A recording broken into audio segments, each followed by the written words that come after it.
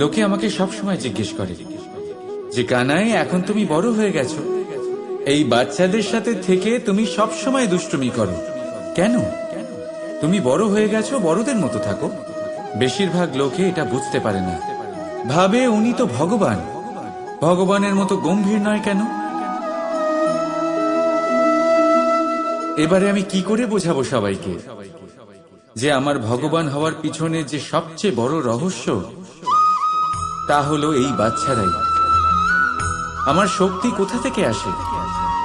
সমস্ত সমস্যার সমাধান করার শক্তি এই বাচ্চাদের থেকেই তো আসে। জীবনে বাঁচার শক্তি, সংসারকে প্রেম শেখাবার শক্তি এই বাচ্চাদের থেকেই আসে। কারণ বাচ্চাদের থেকে বড় কোনো ভগবান হয় না। এবারে দেখুন না, পুরাণ আর বেদের কোনো জ্ঞান নেই ওদের, কিন্তু খুব ভালোভাবেই জানে যে একজন উদাস ব্যক্তির মন কি করে ভোলানো যায়, কি করে তাকে আনন্দ দেওয়া যায়। আর এই এক বিশাল ব্যাপার। কোনো ন্যায়, কোনো নীতির জ্ঞান নেই ওদের, কোনো ভেদাভেদ করতে জানে না। কিন্তু এটা অবশ্যই জানে একজন একা অজানা ব্যক্তিকে নিজের দলের সদস্য কি করে বানাতে হয়, কি করে তাকে আপন করতে হয়। আর এক বড় ব্যাপার, এই বাচ্চাদের থেকে অনেক কিছু শেখার আছে।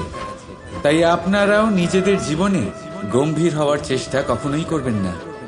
আর যদি করেন তাহলে এই সংসার খুবই নিরস লাগবে আপনার। আপনিও বাচ্চাদের মতো নিষ্পাপ থাকুন আর নিজেকে আনন্দে রাখুন। লাভ আর ক্ষতির ঊর্ধ্বে গিয়ে সম্পর্ককে দেখুন।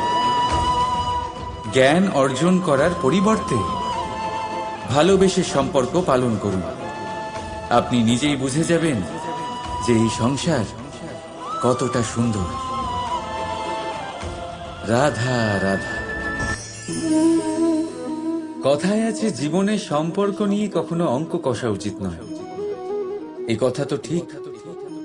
যদি এই সম্পর্কে লাভ, ক্ষতি, গুণ, ভাগ এসব চলে আসে, তাহলে সবকিছু শুধু ব্যবসা হয়ে যায়।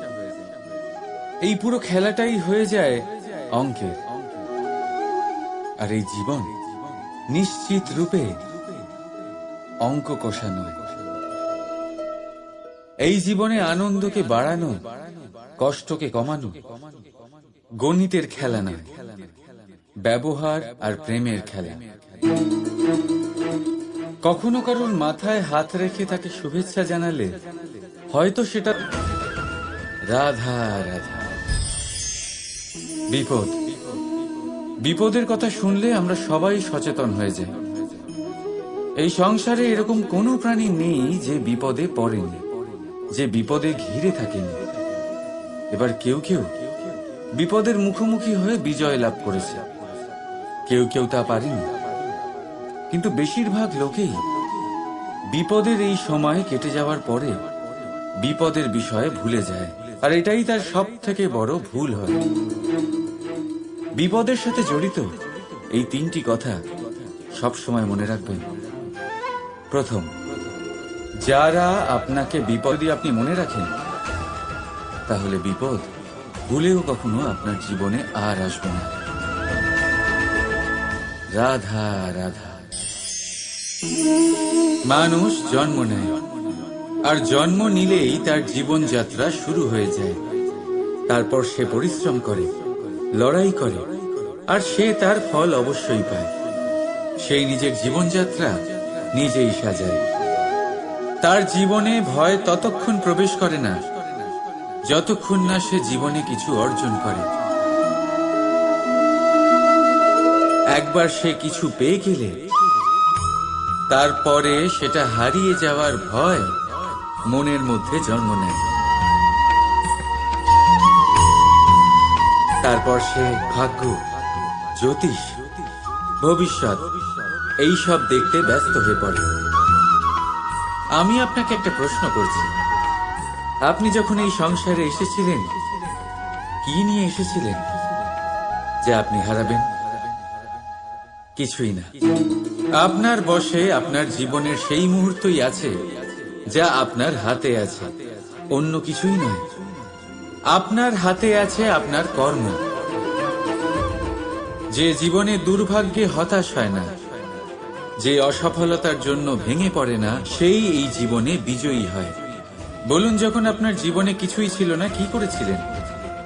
পরিশ্রম করেছিলেন, লড়াই করেছিলেন, আর সেই সব কিছু পেয়েছেন যা পেতে চেয়েছিলেন। তাহলে আজ সব পাওয়ার পর ভয় কিসের? সেই সব জিনিস কি আপনাকে পরিশ্রম করার থেকে আটকায়? না। সেই জন্য নিজের হাতের রেখায় কখনো নিজের পথ খুঁজবেন না, কারণ এই সংসারে যাদের হাতই নেই, তারাও নিশ্চিতভাবে তাদের নিজের পথ নিজেই বানিয়ে নেয়। তাহলে আপনার কি নিয়ে চিন্তা? রাধা রাধা। লোকে বলে মানুষ নিজের ভবিষ্যৎ জন্ম থেকেই লিখিয়ে আনে, অর্থাৎ এখানে এই কপালে। ভাগ্য দেবতা আমাদের সমস্ত উত্থান, সমস্ত পতনের হিসেব সবটা লিখে দেন। কিন্তু কপালে কেন, পায়ে নয় কেন? যদি পায়ে লেখা হয় তাহলে আমরা পড়তে পারবো, যদি কপালে লেখা হয় আমরা ছাড়া বাকি সবাই পড়তে পারবে। এবারে আমাদের কপাল এখানে তাই প্রতিফলিত হয় যা আমাদের মস্তিষ্কে আছে, আর মস্তিষ্কে থাকে আমাদের ভাবনা। তাই এই ভাবনার ধনাত্মক হওয়া অত্যন্ত জরুরি। এতে বিকাশের জন্য স্থান রাখুন, এতে সবাইকে একসাথে নিয়ে চলার ভাবনা রাখুন, আর বিশ্বাস করুন আপনার মস্তিষ্কের এই ভাবনা সাফল্য রূপে আপনার কপালে অবশ্যই লিখিত হবে, কারণ আপনার ভাবনাই সত্য হয়ে আপনার জীবনে আসে। রাধা রাধা। সংসারে প্রত্যেক মানুষের মনের গভীরে অনেক রকমের চিন্তা লুকিয়ে আছে। পিতামাতার চিন্তা, সন্তানের চিন্তা, স্ত্রীর চিন্তা, কাজের চিন্তা, ভবিষ্যতের চিন্তা, ইত্যাদি ইত্যাদি। মানুষের এই মন নানান চিন্তায় ভরা, কিন্তু আস্তে আস্তে এই চিন্তা চিতা হয়ে ব্যক্তিকে সমাপ্ত করে দেয়। আপনাদের একটা কথা মনে করিয়ে দিই, যে কথা আপনারা আগে থেকেই জানেন। কি অদ্ভুত ব্যাপার, তাই না? আপনি এই সংসারে আসার আগেও এই সংসার ছিল, আপনি যখন এই সংসার থেকে যাবেন তারপরেও এই সংসার থাকবে। অর্থাৎ আপনার আসার আগে এবং আপনার যাওয়ার পর যে সময়, সেটা আপনার হাতে নেই। তাহলে আপনার হাতে কি আছে? আপনার হাতে আছে সেই সময় যেটা আপনি এখন কাটাচ্ছেন, সেই সময় যখন আপনি আমার কথা শুনছেন আর পর্যবেক্ষণ মনকে একাগ্র করে তোলে। রাধা রাধা। আমরা মানুষ যাকে ভালোবাসি তার জন্য সব কিছু করতে পারি। যেমন ধরুন, মা আর বাবা নিজের সন্তানের জন্য কি না করেন। তারা জন্ম থেকে চেষ্টা করেন যাতে তাকে সেই সব দিতে পারেন যা তার প্রয়োজন। ওর স্বাস্থ্য যাতে ঠিক থাকে তাই ওর দেখাশোনা করেন, ওর জন্য চিন্তা করেন। আজীবন চেষ্টা করেন, ধন অর্জন করেন যাতে সন্তানকে একটা বাড়ি দিতে পারেন, যাতে সন্তান খুশি থাকে। কিন্তু এর মধ্যে কিছু না কিছু অবশ্যই অনুচিত। এবার আপনি জিজ্ঞেস করবেন, এর মধ্যে অনুচিত কি আছে? আমাদের নিজেদের সন্তানকে কিছু দিয়ে যদি আমরা সন্তুষ্টি লাভ করি তাহলে এতে ভুল কি? এবার আপনি এটা বুঝতে পারছেন না যে আপনার সন্তানকে ভবিষ্যতে এর অনেক বড় মূল্য দিতে হতে পারে। আপনার সন্তানকে, আর কারণ নয়। যখন সে কিছু পেতে চাইবে, সেই সন্তান সর্বপ্রথম আপনার দিকে তাকাবে। নিজে পরিশ্রম করে সেটা পাওয়ার চেষ্টা সে কখনোই করবে না। আর যখন সেটা পাবে না, তখন সব থেকে বেশি দুঃখ সেই আপনার সন্তানেরই হবে। তাই যদি সন্তানকে কিছু দিতে হয় তাহলে বাড়ি নয়, শিক্ষা দিন। একটা ভালো চরিত্র নির্মাণ করার চেষ্টা করুন, কারণ একটা ভালো চরিত্রই এই সংসারে সফলতার চরম শিখরে পৌঁছতে পারে। রাধা রাধা। নির্মাণ করতে গেলে প্রথমে ভাঙনের জ্ঞান অত্যন্ত আবশ্যক। তার উদাহরণ আমি দেব এর দ্বারা।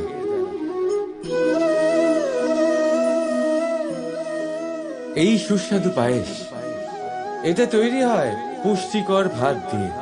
কিন্তু আপনারা কি জানেন এই ভাত কিভাবে তৈরি হয়? কতটা পরিশ্রম করতে হয় এই ভাতকে? সর্বপ্রথম একে জলে ডুবে থাকতে হয়, তারপর সূর্যের প্রবল তাপে একে গরম হতে হয়, আর তারপরে ঢেঁকির মার সহ্য করতে হয়। শুকনো হলে একে প্রবল বেগে ঝাড়া হয়, তারপর গিয়ে তৈরি হয় এই ভাত, যা খেয়ে আপনি তৃপ্তি পান। সব থেকে বড় সহায়ক রাধা রাধা। জীবনে আমরা সবাই, এই সংসারে প্রত্যেকেই শুধুমাত্র ওপরে উঠতে চায়। এমন কেউ নেই যে নিচে পড়তে চায়। কিন্তু আপনাকে যদি সত্যের সাথে পরিচয় করাই, তাহলে নিচে পড়া অত্যন্ত আবশ্যক। যখন আপনি নিচে পড়েন, তখন সর্বপ্রথম আপনার মনে পড়ে ওপরে যখন ছিলেন, সেই স্থান, সেই সময় এবং তার গুরুত্ব কি ছিল। তার থেকেও বড় শিক্ষা, আপনার যখন পতন ঘটে, তখন আপনি বুঝতে পারেন আপনার আপনকে, আর আপনার ভয় পাবেন না। এটা আপনাকে জীবনের খুব বড় এক শিক্ষা দিয়ে যায়। রাধা রাধা। এই সংসারকে আপনি কেমন করে জানবেন, কেমন করে বুঝবেন? এবার আপনার উত্তর বড়ই সহজ হবে, সংসারকে নিজে চোখে দেখে। এটা অবশ্যই উচিত। এবারে দেখুন না, আমরা নিজে চোখে এই সংসারকে দেখি, একে চিনি, তারপরে আমরা বুঝতে পারি। কিন্তু আমরা এটা খেয়াল করতে পারি না যে সমস্ত সংসারকে দেখছে যে চোখ, তা কতটা ছোট হয়, তাই না? একা একজোড়া চোখ আমাদের সমস্ত সংসারকে দেখায়। তাহলে ভেবে দেখুন আপনার কাছে আর কি কি আছে। দুটি চোখ আছে, দুটি কান আছে, বলার ক্ষমতা আছে, যা দিয়ে আপনি শব্দ নির্মাণ করতে পারেন, শব্দ যা দিয়ে আপনি ব্রহ্ম বানাতে পারেন। দুই হাত আছে, যদি সে চায় তাহলে পাতাল খুঁড়ে সে জল নিয়ে আসতে পারে। দুটি পা আছে, যদি সে চায় তাহলে সংসারে যত বড়ই পর্বত হোক না কেন তাকে পার করতে পারে। একটা হৃদয় আছে, যে প্রেমের বন্ধনে সবাইকে বেঁধে রাখে। একটা মন আছে, যে প্রকাশের থেকেও বেশি তীব্র গতিতে চলে। এক মস্তিষ্ক আছে, যে যত বড়ই সমস্যা হোক না কেন সমাধান বের করে ফেলে। এবারে ভেবে দেখুন আপনার কাছে কি কি নেই। বোঝার চেষ্টা করুন আপনি কতটা ধনবান। এই সংসারে সেই ব্যক্তি সুখী নন যার কাছে ধন আছে। সুখী সেই যে ধনের সদ্ব্যবহার করে। ঠিক তেমনি আপনার ধন হলো আপনার এই শরীরের ক্ষমতা। এই শরীরের ক্ষমতাগুলিকে ব্যবহার করে ধনাত্মক দৃষ্টিভঙ্গিতে সবকিছু দেখুন। এই সংসারকে বুঝুন, নিজেকে বুঝুন। এই সুখ চাইলেও আপনার থেকে দূরে থাকতে পারবে না। রাধা রাধা। এই পেরেককে দেখতে পাচ্ছেন আপনি? এর আকার কতটা সুন্দর, আর এই আকারের কারণেই খুব সহজেই একে দেওয়ালে রোপণ করা যায়। কিন্তু যখন আপনি এই পেরেককে দেওয়াল থেকে বাইরে আনেন, আপনি দেখবেন ওখানে একটা চিহ্ন রয়ে যায়। ঠিক এমনই হলো আমাদের মুখ থেকে বের করা কড়া শব্দ। যখনই আমাদের মুখ থেকে এই কটাক্ষ বেরোয়, তখন তা কোনো ব্যক্তির মনকে আঘাত করে। আর তারপরে আপনি যতই তার কাছে ক্ষমা চান না কেন, কিন্তু তাও তার সেই ঘা পূরণ হয় না। আপনার বলা সেই কথা, সেই কঠোর চিহ্ন ওই ব্যক্তির মনের দেওয়ালে খোদাই হয়ে থাকে। সেই জন্য আমি সবসময় বলি, এই শব্দের শক্তিকে আপনারা বুঝুন, এর মাহাত্ম্যকে বুঝুন। এই শব্দ ব্রহ্ম। কারণ যেভাবে আপনাকে এই শব্দ বিজয়ী করে তোলে, সেইভাবেই এই শব্দ আপনার ব্যাকুলতার কারণে, আপনার বাচন ভঙ্গির কারণে, আপনার অতি উৎসাহের কারণে আপনাকে বিপরীত প্রহারও করতে পারে, যতই আপনার মন সুন্দর ও মধুর হোক না কেন। রাধা রাধা। আসুন আজকে আমরা কথা বলি ভাষার বিষয়ে। এই ভাষা কত অদ্ভুত এক শক্তি, কিন্তু কখনো কখনো আমরা এই তর্কে লিপ্ত হয়ে যাই যে কোন ভাষা সর্বশ্রেষ্ঠ। কখনো কখনো এই সমস্যায় আটকে পড়ি, যখন সামনের জনের ভাষা ভিন্ন আর আমাদের ভিন্ন, না আমরা তার কথা বুঝতে পারি না সে আমাদের। আচ্ছা ঠিক আছে, কিন্তু কেউ আমাকে এটার মানে স্পষ্ট করে বোঝান। সূর্যমুখী, সূর্যের কিরণের কোন ভাষা সে বুঝতে পারে যে সূর্য ওঠার সাথে সাথে সেও ফুটে ওঠে? চকর, চকরের কাছে এমন কোন ইন্দ্রিয় আছে যে সে চাঁদের শীতলতা অনুভব করতে পারে? গরু এমন কোন সঙ্গীত শিখেছে? রাধা রাধা। ব্যক্তি কখন সফল হয়, কখন অসফল, কখন ক্ষতি হয়, কখন লাভ, কখন জয় হয়, কখন পরাজয়, এসব কিসের উপরে নির্ভরশীল? বেশিরভাগ লোকেই বলবেন পরিস্থিতির ওপর, আর সেটা ঠিকও। যদি বাইরে বর্ষার পরিবেশ থাকে, তবে সেখানে বস্ত্র কিভাবে শুকোতে পারে? যদি ঝড়ের পরিবেশ থাকে, তাহলে নৌকা কিভাবে পার করানো যেতে পারে? কিন্তু যদি আমি আপনাকে আসল সত্যি বলি, তাহলে অসফলতার কারণ পরিস্থিতি নয়, সেই পরিস্থিতিকে স্বীকার করে নেওয়া। প্রত্যেকের জীবনে এরকম সময়ে অবশ্যই আসে যখন আমরা চাইলেও পরিস্থিতিকে পাল্টাতে পারি না। পরিস্থিতিকে পাল্টানো অসম্ভব হয়ে ওঠে। এরকম সময়ে একটাই উপায় আছে, পরিস্থিতিকে নয়, মনস্থিতিকে বদলান, আর দেখবেন সবকিছু ভালো হবে। কারণ এই মনস্থিতি আপনার জীবনের সব থেকে বড় সম্বল, সব থেকে বড় সাথী। দেখুন, অপবাদ, অসফলতা প্রত্যেকের জীবনের একটা অংশ অবশ্যই, কিন্তু আপনাকে নিরন্তর চেষ্টা করে যেতে হবে, পুনরায় ঘুরে দাঁড়িয়ে এগিয়ে যেতে হবে, তবেই সফলতা আসবে। যদি এতই সহজ হতো সফল হওয়া, তাহলে সবাই সফল হতো, তাই তো?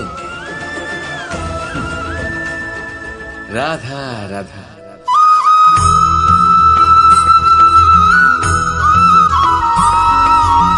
পঞ্চতত্ত্বের মধ্যে দ্বিতীয় তত্ত্ব হল ধরণী, ভূমি, যাকে আমরা ধরণী মাতা বলি। এই ধরণী ধৈর্য ধারণ করে, আর এর ওপরেই আমাদের সমগ্র সংসার নির্ভরশীল। কারণ এই ভূমি সহ্য ক্ষমতা রাখে, এর সহ্য ক্ষমতা হল অপরিসীম। সন্তান যতই আঘাত প্রদান করুক না কেন, প্রেম পূর্বক সহ্য করে, আর তার বদলে অমূল্য রত্ন প্রদান করে। সন্তান যদি হাল চালায়, তাহলে তার বদলে তাকে অন্ন প্রদান করে। এটাই হলো ধরণী। এবার এর থেকে আমরা কি শিক্ষা পেতে পারি? এটাই যে কারোর জন্য কিছু করা বা কাউকে কিছু দেওয়া মনে কোনো কামনা ছাড়াই। আর এই কথাটা বুঝে যান, যদি কারোর জন্য কামনা না রেখে বা কোনো পাওয়ার আশা না রেখে কারোর জন্য কিছু করেন বা কারোকে কিছু দেন, যদি এটা আপনি শিখতে পারেন, তবে আপনি ভালোবাসতে শিখে গেছেন। আর সেই জন্যই এই ধরিত্রীকে মাতা বলা হয়। কারণ মাতা শুধু উনি নন যিনি গর্ভে সন্তানকে ধারণ করেন, মাতা তো উনিও যিনি জীবন বাঁচতে শেখান, যিনি জীবন বাঁচার উদাহরণ প্রদান করেন। তাহলে ধরণীর থেকে এই নিঃস্বার্থ ভাব শিখুন, নিঃস্বার্থ ভালোবাসা শিখুন, আর এই ভালোবাসার সাথেই বলুন রাধা রাধা।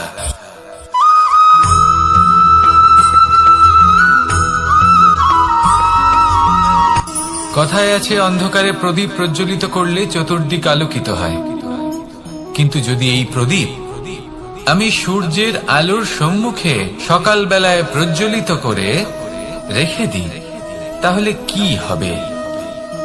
আপনি বলবেন যে এটা করে তো কোনো লাভই হলো না।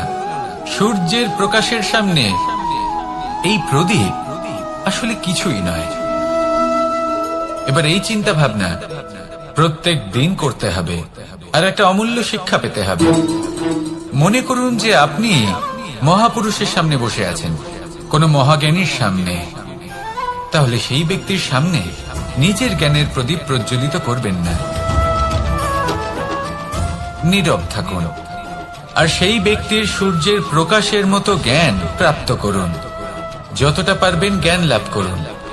যদি এমন কোন সময় এমন কোন স্থানে আপনি আছেন যেখানে চতুর্দিক অন্ধকার, কারোর কাছেই জ্ঞান নেই, সেখানে নিজের জ্ঞানের প্রদীপ প্রজ্বলিত করুন। এমন করলে দুদিক থেকেই আপনার লাভ হবে, আপনার জ্ঞান প্রাপ্তিও হবে আর জ্ঞানের সঠিক প্রয়োগও করতে পারবেন। আর এই মন প্রসন্ন হয়ে বলবে, রাধা রাধা।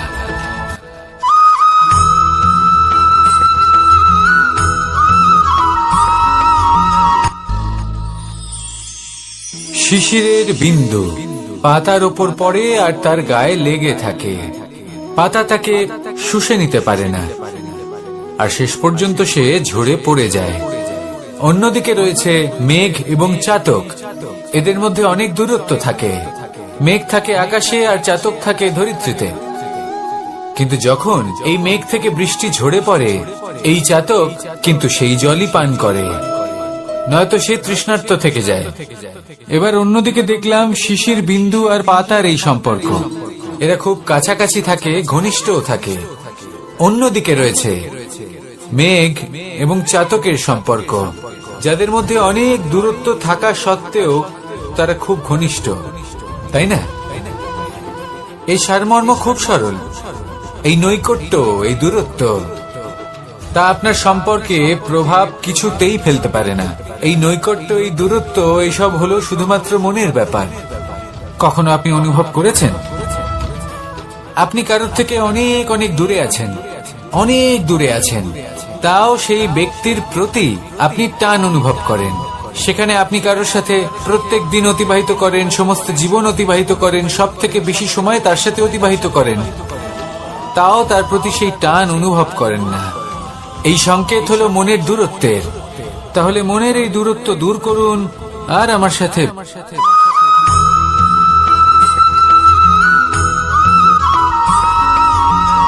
এই সংসারে কোন বস্তু হোক বা ব্যক্তি হোক, তার একার গুরুত্ব কিন্তু খুব বেশি নয়।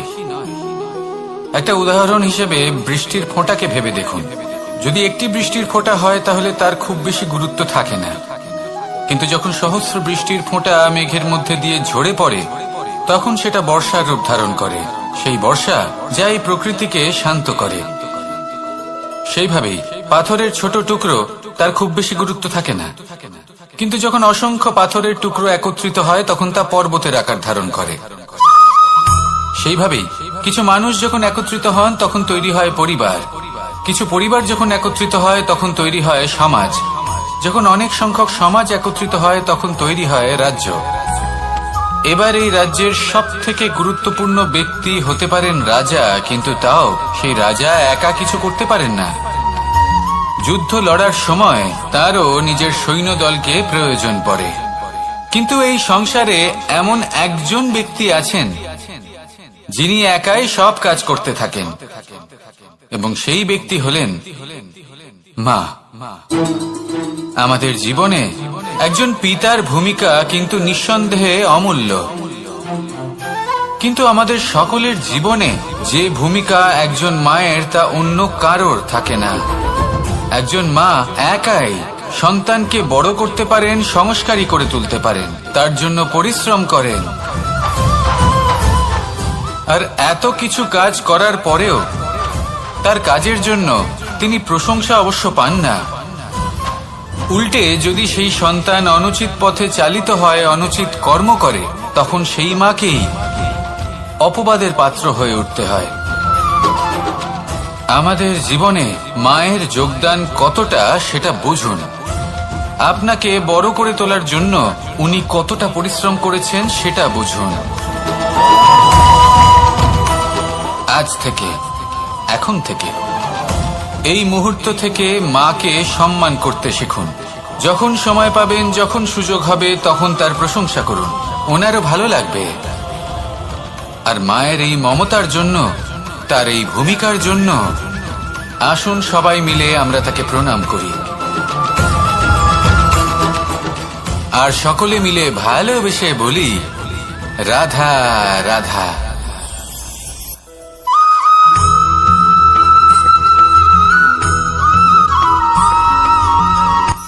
এই সংসারে সাফল্য লাভ করার জন্য জ্ঞানের প্রয়োজন হয়, পরিশ্রমের প্রয়োজন হয়, দৃঢ় নিষ্ঠার প্রয়োজন হয়, নিরন্তর চেষ্টা করা প্রয়োজনীয়। কিন্তু আরো কিছু আছে যা অত্যন্ত প্রয়োজনীয় এবং গুরুত্বপূর্ণ। তা হলো ভালো বন্ধু। তাদের থাকা অত্যন্ত প্রয়োজনীয়। যদি ভালো বন্ধু থাকে তাহলে সময় এলে তারা ঢাল হয়ে আপনাকে সুরক্ষা করবেন। সময় এলে অস্ত্রের মতো শত্রুকে সংহারও করবেন। যদি তিনি জ্ঞানী হন, তাদের মধ্যে সদ্গুণ থাকে, তাহলে এই সব গুণ আপনার মধ্যেও প্রবেশ করবে। তাহলে সাফল্যের জন্য ভালো বন্ধু পাওয়া অত্যন্ত প্রয়োজনীয়। কিন্তু শুধু বন্ধু কেন, ভালো শত্রুও থাকা প্রয়োজনীয়। এবার আপনি ভাববেন, আমি কি বললাম? যদি আপনার জীবনেও ভালো অর্থাৎ শক্তিশালী শত্রু থাকে, তাহলে আপনিও শক্তিশালী হতে থাকবেন।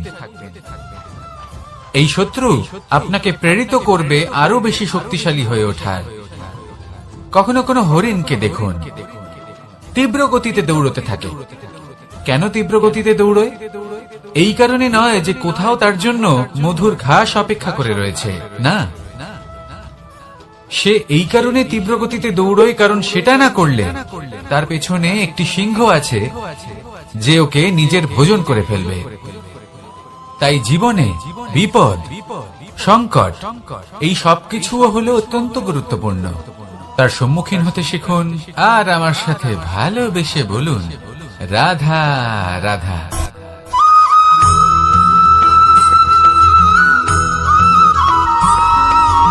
মানুষ জন্মগ্রহণ করে, তার সাথে ভয়েরও জন্ম হয়। ছোটবেলা থেকেই আমাদের মনে কোনো না কোনো প্রকারের ভয় থেকেই যায়। কেউ এই বিষয়ে ভয় পায় যে তার কোনো বস্তু তার থেকে দূরে চলে যাবে। কেউ এই বিষয়ে ভয় পায় যে আমি নিজেকে হারিয়ে ফেলব। কেউ এই ভেবে ভয় পায় যে আমার প্রিয়জনেরা তারা যেন আমার থেকে দূরে না চলে যায়।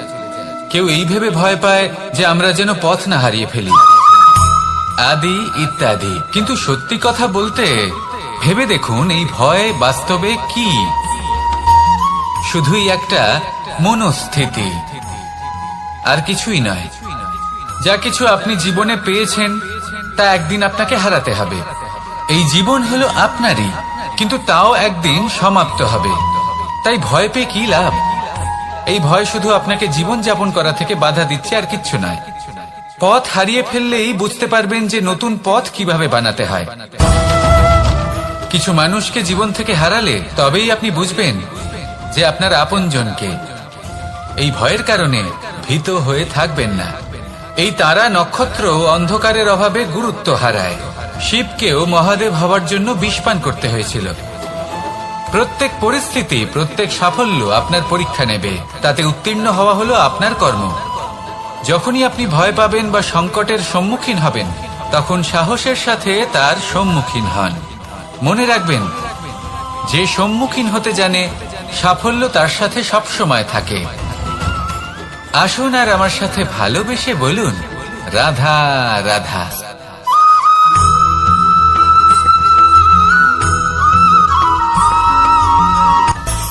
মানুষের মধ্যে একটা বিচিত্র প্রবৃত্তি থাকে, অন্য সকলের বিষয়ে, তাদের জীবনের বিষয়ে, তাদের ব্যক্তিত্বের বিষয়ে, তাদের ভবিষ্যতের বিষয়ে অনুমান করা।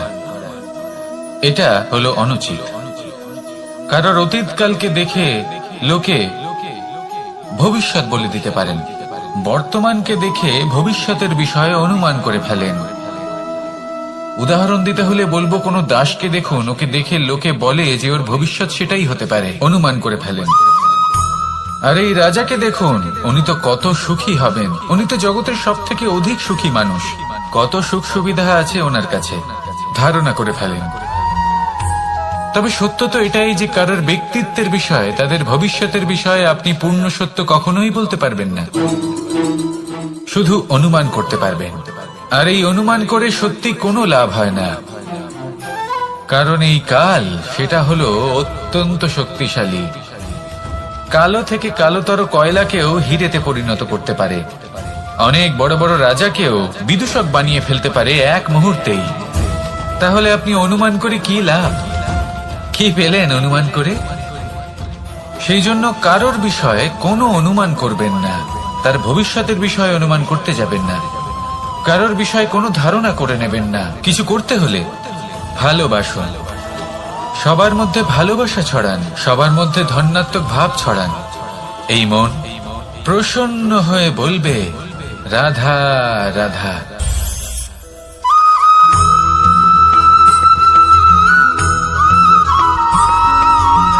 এই সংসারে সব থেকে বেশি কোমল বস্তু হলো রেশম। এই রেশম এতটাই কোমল হয় যে এর পুরো একটা থান শুধুমাত্র একটা হাতে ধরা সম্ভব। কখনো ভেবে দেখেছেন এই রেশম কিভাবে হয়? একটি কীট তার লালার দ্বারা উৎপন্ন হয়। এই কীট সেই রেশমকে পাক দিতে থাকে, পাক দিতেই থাকে, দিতেই থাকে, আর আস্তে আস্তে তার মধ্যেই জড়িয়ে পড়ে। শেষে ওর এই সুন্দর অমূল্য সৃষ্টি রেশমের এই সুতো তার নির্মাণ কার্য পূর্ণ হয়, কিন্তু তাতেই ও নিজে বন্দী হয়ে যায়। নিজেরই মায়াজালের এই বন্দী গৃহে নিজেই ফেঁসে যায়। এবার এই সুতোকে ব্যবহারযোগ্য করে তোলার জন্য এই কীটগুলিকে এই কবচের সাথেই ফুটন্ত জলে ফেলে দেওয়া হয়। এই সংসারে যদি আমাদের স্বপ্ন এই সংসারের দুঃখ হরণ করার জন্য, এই সংসারে সুখ বিতরণ করার জন্য হয়, তবেই আমাদের প্রগতি সম্ভব। যদি আমাদের এই স্বপ্ন শুধুই আমাদের এবং আমাদের স্বার্থ সিদ্ধির জন্য হয়, তাহলে এই স্বপ্ন আমাদের অন্ধ করে দেবে, আমাদের অন্ধকারের পথে নিয়ে যাবে, আর আমরাও সেই কীটের মতো হয়ে যাব। নিজেদেরই মায়াজালে আমরা নিজেই ফেঁসে যাব, আর শেষে আমরা যদি কিছু লাভ করি তা হবে একাকিত্ব, অন্ধকারময় মৃত্যু। তাই স্বপ্ন অবশ্যই দেখুন, কিন্তু এমন ভাবে স্বপ্ন দেখবেন না যে তার এই বন্দিগৃহে আপনি নিজেই ফেঁসে গেলেন। স্বপ্ন দেখুন পরোপকারে।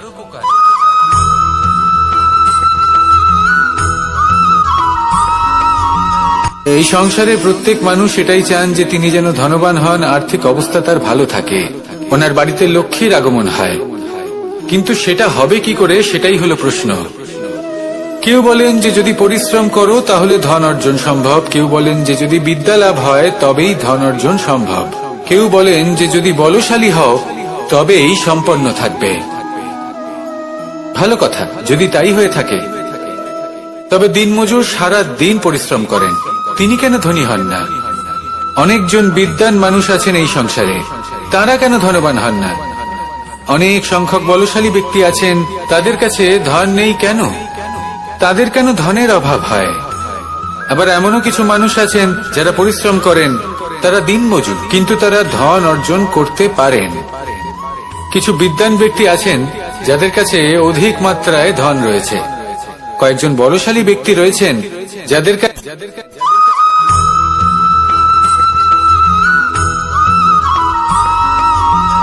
পিতা আর পুত্রের সম্পর্ক অত্যন্ত মধুর হয়ে থাকে। পিতা স্বপ্ন দেখেন, তাকে পূর্ণ করার সকল সম্ভাব্য চেষ্টা করেন, কিন্তু তাও অনেক সময় ওনার স্বপ্ন অপূর্ণ থেকে যায়। তখন পিতা ভাবেন যে স্বপ্ন উনি পূর্ণ করতে পারেননি, ওনার সন্তান তা অবশ্যই পূরণ করবে। যে স্থানে উনি কখনো পৌঁছতে পারেননি, সেই স্থানে ওনার পুত্র অবশ্যই পৌঁছবে। পিতা নিজের সন্তানের ভবিষ্যৎ নিয়ে সেই স্বপ্ন দেখেন, আর যখন সেই সন্তান সামনে এগোতে থাকে তখন তার দুঃখ হয় না, বরং গর্ব হয়। ওনার ভালো লাগে এটা দেখে যে ওনার সন্তান অনেক উন্নতি করছে। কিন্তু যখন সন্তান নিজের অভিভাবকের শক্তি দেখে, তার যশ দেখে হিংসা করতে থাকে, সমস্যা সেইখানেই শুরু হয়। সেই জন্য সকল সন্তানকে এটা মনে রাখতে হবে, দেখুন, পুত্র হবার সুবাদে, এক সন্তান হবার সুবাদে এটা হলো আপনার অধিকার যে আপনি আপনার পিতার থেকে বেশি উন্নতি করবেন।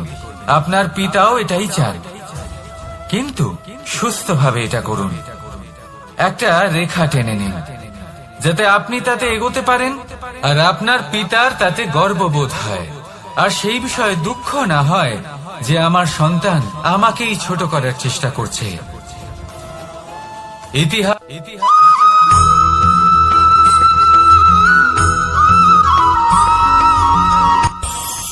এই সংসারে আমরা প্রকাশ কোথা থেকে পাই? এর উত্তর বড়ই সরল। ভোরে যখন সূর্যোদয় হয় তখন প্রকাশের কিরণ আমাদের ঘরে এসে পৌঁছয়। এইভাবেই আমরা প্রকাশ লাভ করি। এবার এই প্রকাশের আলোতেই আমরা সারাদিনের কাজ সম্পন্ন করি। সন্ধে হয়ে যায়, সূর্যাস্ত হয়ে যায়, আর আমাদের ঘর যাতে অন্ধকার না হয় তার জন্য আমরা একটা প্রদীপ প্রজ্বলিত করি। এটাই ঘটে আমাদের জীবনেও। এবার প্রবাহমান আয়ুর সাথে আমরা আমাদের অন্তরে যদি একটা প্রদীপ প্রজ্বলিত করে নিই তাহলে বিষয়টাই অন্যরকম হবে। এবার আপনি বলবেন কোন প্রকাশের কথা বলছি যা আমাদের অন্তরে জাগ্রত করা সম্ভব? আমাদের আত্মার মাঝে প্রেমের প্রকাশ জাগ্রত করার কথা বলছি। কারণ আমাদের এই জীবন এও হলো দিনের আলোর মতো। আজ প্রকাশ আছে, কিন্তু কোনোদিন অবশ্যই অস্ত হবে। কিন্তু অস্ত হবার আগে যদি আমরা আমাদের আত্মার মাঝে প্রেমের এই প্রকাশ উজ্জ্বলিত করে নিই তাহলে আমাদের সন্ধ্যাকালও আমরা আনন্দে এবং প্রেমে যাপন করব। তাহলে আসুন আর আমার সাথে ভালোবেসে বলুন, রাধা রাধা। আমাদের শরীর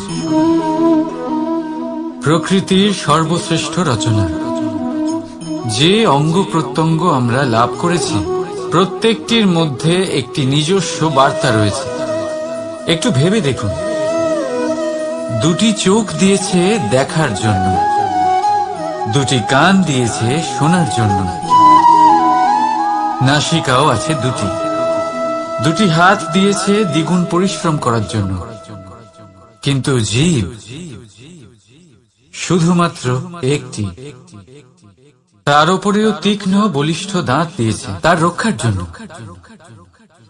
কখনো ভেবে দেখেছেন কেন?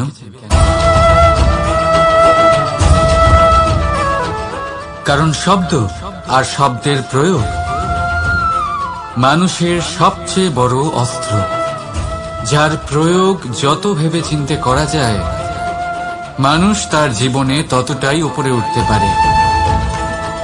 তাহলে মনে রাখুন, দেখুন, শুনুন আর বুঝুন বেশি, বলুন কম।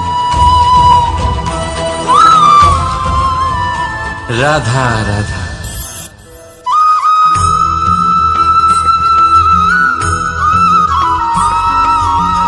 যখন আমরা কোনো বনে প্রবেশ করি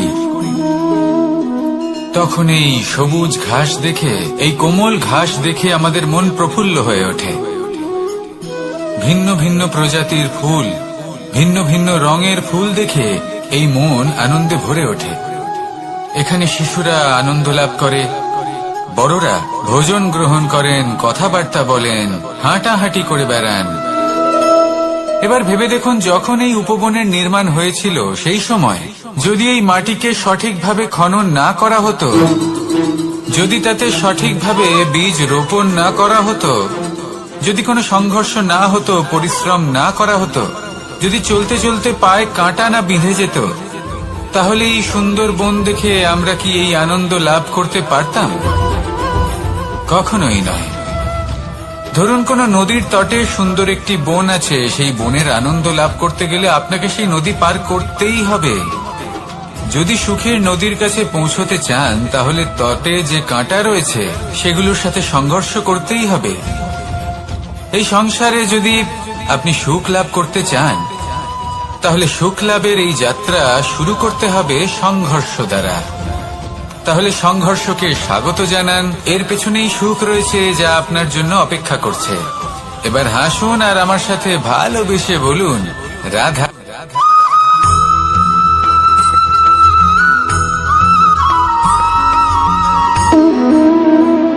সম্পর্ক হলো আমাদের জীবনের একটি আধার। কিছু সম্পর্ক এমন যা আমরা জন্মসূত্রে লাভ করি, যেমন পরিবার, মা, বাবা। কিছু সম্পর্ক আছে যা আমরা জীবনে অর্জন করে থাকি, তা সে প্রেমের হোক, স্নেহের হোক বা বন্ধুত্বের। এই সকল সম্পর্ক লাভ করার বা গড়ে তোলার 5টি ধাপ রয়েছে। প্রথম ধাপ, কোনো ব্যক্তির সাথে আলাপ হওয়া, তার সাথে কথা বলা বা তাকে দেখা। দ্বিতীয় ধাপ, সে ব্যক্তিকে আমাদের ভালো লাগা। তৃতীয় ধাপ, আমাদের এটা চাইতে শুরু করা যে জীবনে এই ব্যক্তি যেন আমাদের বন্ধু হন, আমাদের জীবনে থাকেন, বা আমাদের কাউকে ভালোবেসে ফেলা। আর এটা আমাদের ভাবা বা চাওয়া যে সেই ব্যক্তি যেন আজীবন আমার সাথে থাকেন, আমার জীবনে আমার সাথী হয়ে। চতুর্থ ধাপ, লাভ করা। এবার এই ধাপটি অনেক মানুষের পক্ষেই খুবই সরল হয়, বড়ই সরল ভাবে নিজেদের সঙ্গীকে লাভ করে থাকে। কিছু মানুষের জন্য এই ধাপ অত্যন্ত কঠিন হয়ে থাকে। অনেক প্রতিকূল পরিস্থিতির উপর জয়লাভ করে তারা সঙ্গীকে লাভ করেন, কিন্তু লাভ অবশ্যই করেন। এরপরে আসে পঞ্চম, অন্তিম এবং সব থেকে গুরুত্বপূর্ণ ধাপ। সেটা হলো সেই সম্পর্ক পালন করা। এটা হলো এমন এক বিষয় যা প্রত্যেক মানুষের শেখা উচিত। যদি ব্যক্তি নিজের জীবনে সম্পর্ক রক্ষা করতে শিখে যান, তবে প্রত্যেক সম্পর্ক তার জীবনকে স্বর্গ করে তুলবে। আসুন আর আমার সাথে ভালোবেসে বলুন, রাধা রাধা।